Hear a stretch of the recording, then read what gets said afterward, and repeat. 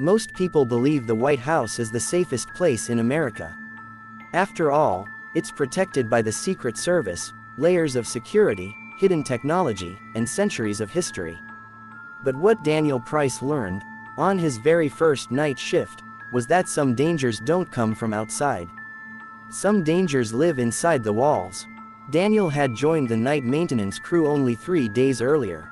For a young guy with no serious qualifications, getting hired at the White House felt like a miracle. His friends were jealous, his mother proud. But the man who interviewed him had said something strange. "We just need someone not easily shaken." Daniel laughed at the time. He wasn't laughing now. The night of November 12th began normally. The day staff left at 10 p.m., the security system switched to night protocol, and the hallways fell into silence. Daniel had been assigned to check light fixtures and replace old wiring in the East Wing. At 1:13 a.m., everything changed. His radio crackled with static, then went dead. He tapped it, nothing. He looked down the hallway. The lights trembled, glowing weakly like candles fighting against a breeze. "Old building," he muttered. "Probably a wiring issue," but as he reached for his screwdriver, something whispered behind him. A voice. Soft. Close. Too close. Daniel. His entire body stiffened. He turned around slowly. Empty hallway. He swallowed, trying to ignore the cold creeping up his spine. He wasn't alone here. He could feel it. Stress.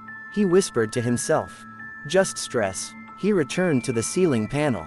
Before he could grab a wire, the whisper came again, this time from inside the wall next to his head. "Daniel, it's been so long." He staggered back, breathing hard. His heart hammered against his chest. "Who's there?" he shouted. The hallway remained still, silent, until the wall behind him rippled. Not like fabric, not like water, like someone was pressing their hands from inside, stretching the paint outward. A dark shape slid beneath the wall surface like liquid shadow. Daniel froze. The shadow climbed upward, growing taller, wider, forming something vaguely human. No, this isn't real. But the figure kept growing. He ran, tool cart crashing behind him. At the end of the hallway, a door swung open violently, slamming into the wall.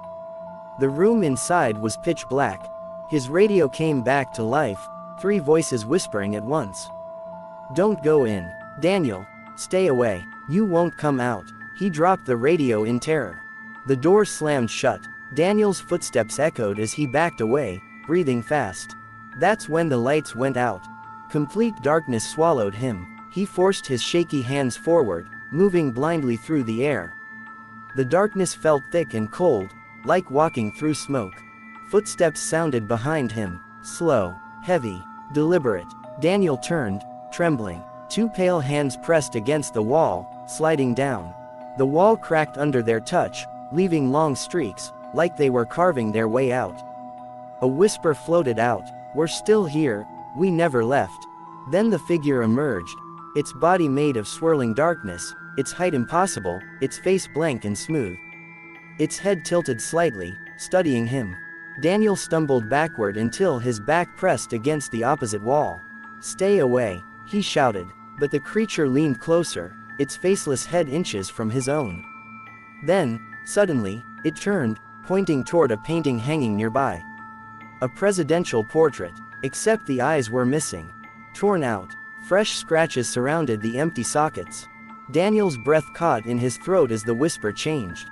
More voices joined it, dozens. "They buried us, sealed us in the walls, trapped us beneath the floors. We remember, and now you do too."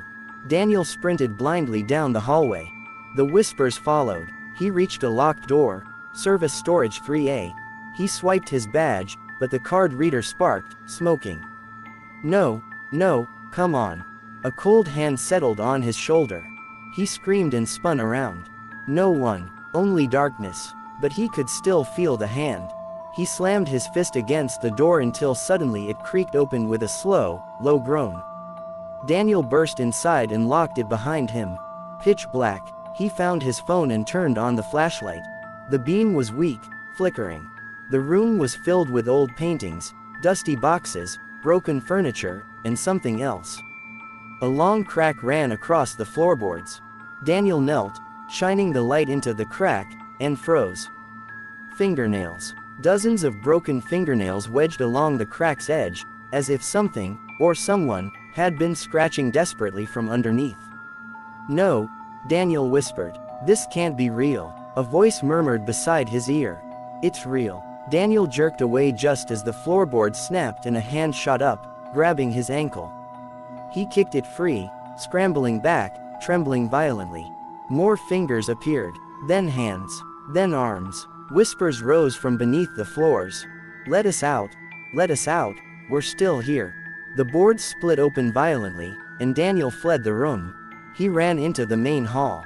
Lights flickered, shadows moved across the ceiling. The whisper became a scream. But not from the walls this time, from Daniel's radio on the floor, still lying where he dropped it. He hesitated, then crouched and picked it up. White noise hissed. Then a single, broken voice whispered. "Daniel, they took us too." "Who are you?" Daniel whispered. "We were the workers, the builders, the ones who dug the tunnels. They sealed us in the walls when the house was expanded. We died here, and now we cannot leave." The static deepened. "They want you, Daniel. They want a replacement."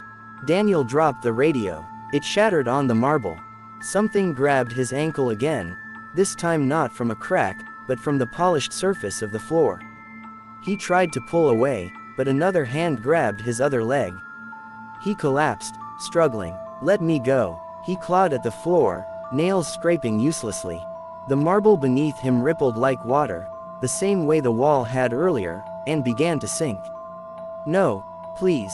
The shadow figure appeared above him, towering like a black monument. It leaned close, whispering, "Welcome to the White House, Daniel." The floor shattered. Daniel fell. Darkness swallowed him whole. Silence. The next morning, at 6:45 a.m., the day staff arrived. Daniel's tool cart sat abandoned. His badge lay on the floor. His flashlight flickered on and off. But Daniel was gone. The Secret Service reviewed every camera, every hallway, every exit. Daniel had simply vanished, and something else disturbed them. At 1:13 a.m. every night after that, the cameras in the East Wing flickered and died for exactly 23 seconds. During that blackout, the walls moved. At least, that's what the guards swore. Some said they heard tapping coming from inside the walls. Others heard faint voices whispering, "Help me, please help me." One guard quit after he heard something whisper, "Don't forget me, I'm Daniel." But the most disturbing part came 2 weeks later, when a painter was restoring the East Wing walls. He scraped away a loose piece of paint, and found a human handprint embedded in the plaster. Fresh, small, and next to it, carved into the wall, "I'm still here."